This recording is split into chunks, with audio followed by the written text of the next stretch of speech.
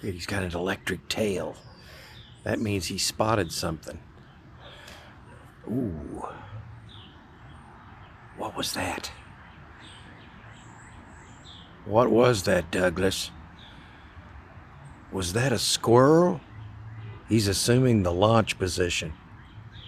Notice the one leg in front of the other? Now he's relaxing. And then Tyler's tail is doing the electric flick.